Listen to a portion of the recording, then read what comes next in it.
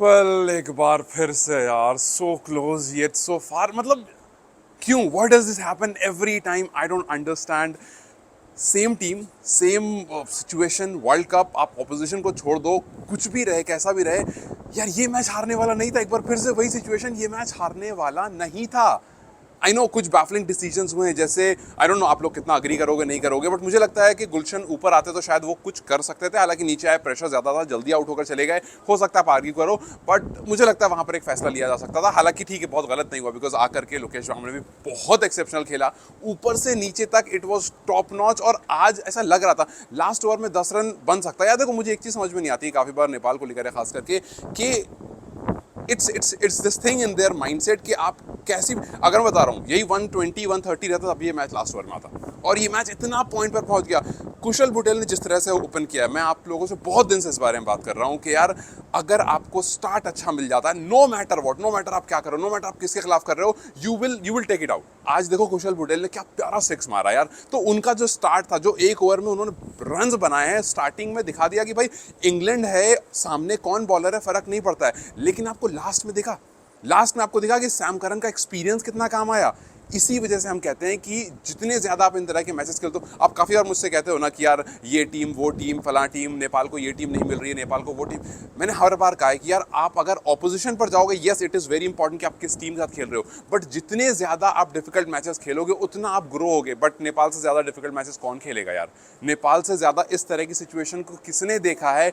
हर बार आप देखो, मुझे बिल्कुल साउथ अफ्रीका वाला मैच याद आ गया इस मैच को देख करके, बिल्कुल साउथ। हालांकि कुछ अच्छी बातें हैं, उस बारे में बात करेंगे, बट ये कुछ अंदर से जो थोड़ा सा वो निकल रहा है वो आपके सामने मेंशन कर रहा हूँ। There are lot of good things, जिसमें शायद एक दो पॉइंट होगा जो मैं निगेटिव भी मेंशन करूंगा। सबसे पहले साउथ अफ्रीका वाला मैच मुझे याद आ गया, बिकॉज आज भी एक बार फिर से आप उतना क्लोज चले गए, और वहां पर जाने के बाद लास्ट बॉल पर क्यों आया match, I did not get it. शुरू की 3 बॉल बहुत अच्छी थी, उसका टैकल नहीं आपके पास था, यॉर्कर्स का टैकल आपके पास नहीं था। और यही होता है जब सामने से एक एक्सपीरियंस गेंदबाज आ रहा होता है और आपके ऊपर बहुत, आप सोचो कितना प्रेशर होगा इस टाइम पर, भाई नेक्स्ट लेवल प्रेशर होगा, उसमें तो कोई कहने की बात नहीं कि प्रेशर कितना ही ज़्यादा होगा। And I was following the match entirely, और मुझे पता था, मुझे ऐसा ऐसा मुझे लगा नहीं था, बीइंग वेरी ऑनेस्ट, मुझे नहीं लगा था कि ये मैच बच सकता है इंग्लैंड का। ये मैच पूरी तरह से नेपाल जो है वो लेकर के निकल रहा था।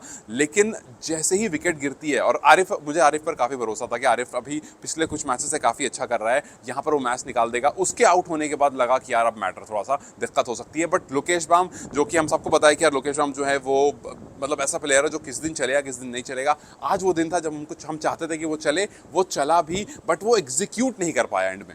ये होता है जब आप देखो, कुछ चीज़ें आपके सामने मैं रखता हूँ, जब आपके पास एक बहुत अच्छा प्लेयर है और वो किसी मैच में चलता है किसी मैच में नहीं चलता है, तो आपको ये मेक श्योर करना होगा कि वो आपके लिए 2-3 मैच खत्म करे। बिकॉज मैच में प्लेयर का चलना और मैच में प्लेयर का फिनिशर बनना, इसमें बहुत डिफरेंस है। एमएस धोनी की का नाम ज्यादा इसलिए आता है, इसलिए नहीं कि वो सिक्सेस एंड फोर्सेस बहुत लगाते हैं, इसलिए क्योंकि वो 6 एंड 4 से जो है मैच विनिंग सिचुएशन में एंड होता था। That's how he became a finisher. तो इस टाइम पर नेपाल, एक बार फिर से देखो, दोनों टीम ने बहुत अच्छा खेला है, नेपाल ने बहुत ज़्यादा अच्छा खेला है, लेकिन अब वो पॉइंट आ गया। जैसे मुझे याद है कुछ टाइम पहले, आई थिंक लास्ट ईयर कुशल बुटेल की वो स्टेटमेंट थी कि हम अब हर वर्ल्ड कप खेलेंगे, हमें हर वर्ल्ड कप क्वालिफाई करना है। तो एक एक माइंडसेट आगे बढ़ा है, लेकिन अब ये माइंडसेट नहीं होना चाहिए कि हमें हर वर्ल्ड कप क्वालिफाई करना है। अब ये माइंडसेट चाहिए कि हमारे सामने साउथ अफ्रीका, उसको भी हराना है, इंग्लैंड, उसको भी हराना है। यार साउथ अफ्रीका से आप 1 इंच से पीछे रह गए, इंग्लैंड से आप 1 इंच से पीछे रह गए थे।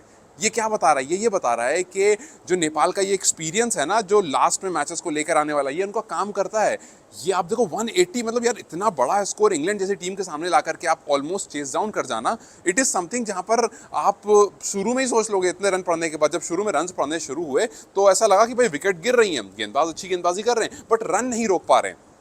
रन लगातार पड़ी है, संदीप को उतने रन नहीं पड़े, शेरमला ने बहुत अच्छी गेंदबाजी करी, आते ही पहली बॉल पर विकेट ले लेना, भाई क्या ड्रीम डेब्यू आप कर रहे हो। फिर उसके बाद संदीप ने बहुत अच्छी गेंदबाजी करी, हालांकि अदर बॉलर्स ने भी अच्छी बॉलिंग करी है, कुछ here and there run leak हुए हैं, फील्डिंग को लेकर हुआ है, लेकिन मैं वानखेड़े मैदान में इतना एक्सपेक्ट करके चल रहा था कि 160-180 रन जो है वो एक अच्छा रन होगा और उसको एक टीम डिफेंड कर लेगी। लेकिन अनफॉर्चुनेटली आज यहाँ पर एक बार फिर से वही हुआ जो हमने एक्सपेक्ट नहीं किया था।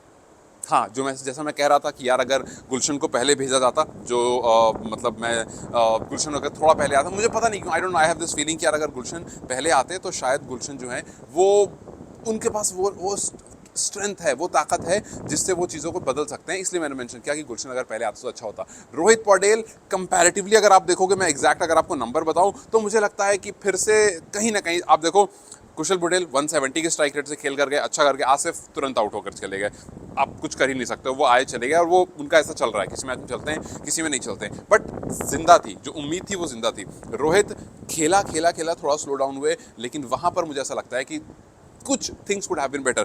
दीपेंद्र सिंह एरी, आज मुझे पर्सनली दीपेंद्र सिंह एरी को देख करके अच्छा लगा, वो इसलिए बिकॉज मुझे ऐसा लगता था कि दीपेंद्र सिंह एरी बड़े मैच में जो है वो नहीं चल पाते हैं, बड़े मैच में फ्लॉप हो जाते हैं। आज एक बड़ा मैच था, यस जिता नहीं पाए, लेकिन आज मुझे पता है, मैं बीइंग वेरी ऑनेस्ट, मुझे इस बात का अफसोस नहीं हो रहा है कि नेपाली मैच हार गई। मुझे इस बात की खुशी हो रही है कि नेपाली मैच जीत गई। मुझे अफसोस इस बात का हो रहा है कि बार बार क्यों हो रही है चीज़। देखो, दो टीम मैच खेल रही थी, एक नेपाल एक इंग्लैंड, आसमान जमीन का डिफरेंस दोनों टीम में। बहुत अच्छा मैच हुआ, नेपाल मैच हार गई। मुझे इस बात का अफसोस नहीं हो रहा, बीइंग वेरी ऑनेस्ट। मुझे अफसोस इस बात का हो रहा है कि यार बार बार क्यों हो रही है चीजें। क्या वो गलती है जो नेपाल सुधार नहीं पा रहा है? South Africa world cup, same different situation. बहुत लोग इस बारे में बात कर रहे थे ना कि यार स्पिन पिच होती तो नेपाल वैसे करता, ऐसे होती तो वैसे करता। ऐसा कुछ नहीं है। आज नेपाल ने दिखा दिया कि आपको इस पिच पर भी वो वही काम करके दिखा देगा जो चेन्नई वाले पिच पर वो कर सकता है। इसमें कोई दो राय नहीं है। नेपाल के पास जो टैलेंट है इसमें कोई दो राय नहीं है। अभी रिसेंटली ये बात कही भी गई थी हेल्पिंग कोच के द्वारा कि भाई नेपाल में जो टैलेंट है उसमें कोई भी कमी नहीं है और ये चीज़ों को बेहतर कर सकते हैं। आज भी वही हुआ जो साउथ अफ्रीका के खिलाफ एक दूसरे देश की दूसरी पिच पर हुआ था। Same situation, different opposition, different year, different match. क्यों ऐसा हो रहा है? क्योंकि ये एक कहीं पर पूरे कैलकुलेशन में मिस्टेक है जिसको फॉलो अप नहीं कर पा रहा है। ये एक चीज़ है जिसको कोच को लेकर के बैठना होगा, कैप्टन को लेकर के बैठना होगा। लास्ट में रोहित पौडेल अपने एंड से यहाँ से सिग्नल भेज रहे हैं, बोल रहे हैं कि भाई हिम्मत रखो, हो जाएगा हो जाएगा। ही ऑल्सो न्यू कि वी आर वेरी क्लोज। भाई आखिरी ओवर में 10 रन, आजकल T20 में आखिरी ओवर में 10 रन कहाँ नहीं पड़ता है यार, पड़ता है।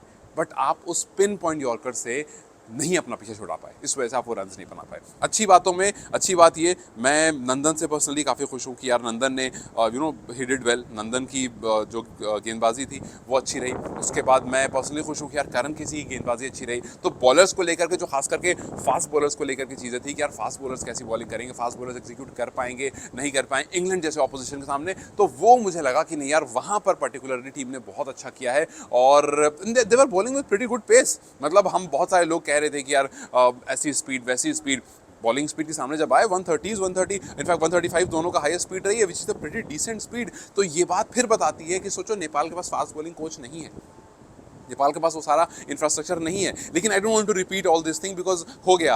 अब वो टाइम नहीं जब हम ये बोले कि यार नेपाल के पास ये नहीं है, वो नहीं है, ये नहीं है, वो नहीं है। बिकॉज नेपाल ने पिछले वर्ल्ड कप में ये प्रूव कर दिया था कि मैं आकर के अच्छी टीमों को हरा सकता हूँ। इस बार ये हराना था। पिछली बार वो था कि भाई मैंने आपको झलक दिखा दी कि मैं ये काम कर सकता हूँ, इस बार उस काम को कर देना था। बट एक बार फिर से वही, so close yet so far. I mean I don't know आप में से कितने लोग इसके लिए बीच में थोड़ा जो स्लो डाउन हुआ पारी उसको जिम्मेदार मानते हो, या फिर आपको लगता है कि नहीं यार अगर थोड़े प्लेयर्स जिनको बहुत नीचे भेजा गया उनको ऊपर भेजा था तो चीज़ें बदल सकती थी, या फिर बिकॉज जिनको भेजा गया उन्होंने ख़राब नहीं किया। यहाँ पर इसमें भी कोई वो नहीं है कि लोकेश वाम आए, लोकेश वाम ने अच्छा किया, आरिफ रुक नहीं पाए। आरिफ अगर रुकते तो मुझे उम्मीद थी क्योंकि वो अच्छे फॉर्म में चल रहे हैं वो कुछ करते। तो थोड़ी इफ्स एंड बट्स ज़रूर आए, थोड़े हिकअप्स ज़रूर आए, लेकिन इसमें जो है एंड में मैच को इस तरह से ख़त्म नहीं होना था। मैच को जो है वो एक गुड एंडिंग पर ख़त्म होना था, एक हैप्पी एंडिंग पर ख़त्म होना था। और ये मैच नेपाल का था जो नेपाल से दूर चला गया। So now you tell me कि इस पूरे मैच में where was that one point जहाँ पर आपको लगा कि अगर ये नहीं होता तो जो रिज़ल्ट है वो बदल सकता था।